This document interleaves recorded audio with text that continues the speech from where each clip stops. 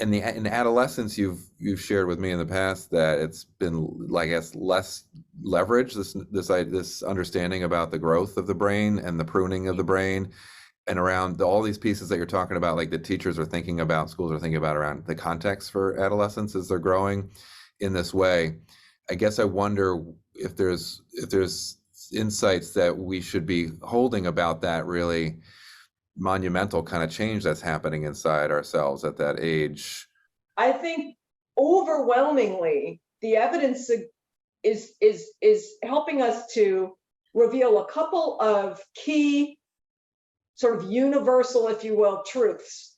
I'll even dare to say that.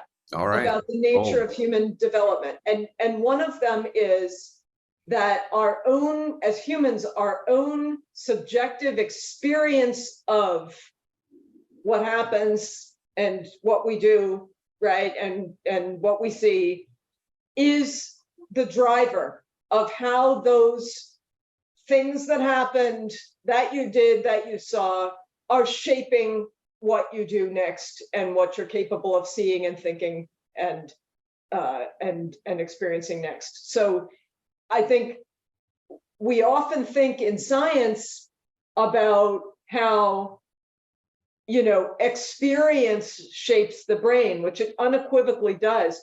But the way scientists tend to think about experience is the set of circumstances that are around you. Are you in poverty? Do you have, these resources and stuff like that? And for sure, you can find these relationships. But what I think, and those need to be remediated. For sure, we need resources, you need safety, you need these things.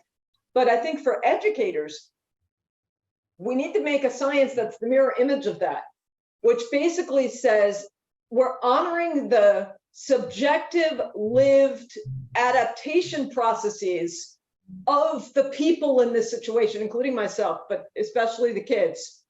And we are taking as a truth that their subjective way of adapting themselves, of living within these spaces, of constructing meaning, the feeling of the thinking that they're doing is the fundamental driver of the way in which they're self-actualizing their own development, the way in which they're growing their brains, growing their abilities to think, their capacities to engage with the world. So I think as an educator, taking that lens of truly honoring and taking as truth for that person the experience that they've had, and understanding that learning isn't about acquiring information or skills only. I mean, that's true too. If you shine one kind of light, you could see it that way.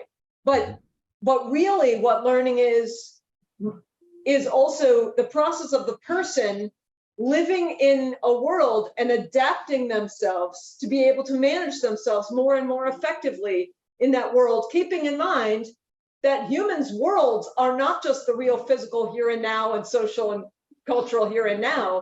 Humans' worlds are actually transcendent also. We construct worlds together which are cultural, which are oriented around beliefs and values and historical narratives and possible futures. And so our co-construction together of these possibility spaces is part of the context for people to grow themselves through their experiences or through the things that they come to experience, that they build experiences around. So it's this incredibly dynamic, sort of emergent kind of process that you're supporting as an educator. You're not just supporting a kind of, traditionally we often think of a kind of linear progression of, you do fractions and then you do decimals and then you, right, up the ladder. And I'm not saying you just flail around with no order to what you're doing. That's not what I'm saying. But what I'm saying really is the person does not grow along a linear trajectory like that. The person grows through the dynamic interactions that they subjectively adapt themselves to by the way they sort of witness them. And out of those dynamics comes emergent capacities for self-actualizing, for thinking, for inventing, for doing, for believing, for relating. And it's those sort of amorphous emergent capacities that we are really aiming to support in optimal educational environments for a couple of reasons. One is because then you're really not over specifying the outcomes you want. You're letting the young people, the younger people actually figure out in that space what needs to be invented, who I need to be in this time and place in order to fully have a purposeful, meaningful set of skills and, in the world. So we don't want to be the ones who are necessarily deciding for you what you need to know in order to be a good person later or to be a successful person later. I mean, there's some core things you need because they're building blocks that are gatekeepers of information, right? If you can't read, you're going to have a really hard time expressing yourself and getting the information from, right? Those kinds of things. If you can't calculate, if you can't think in numbers and understand something about data science, you're not going to have access to the information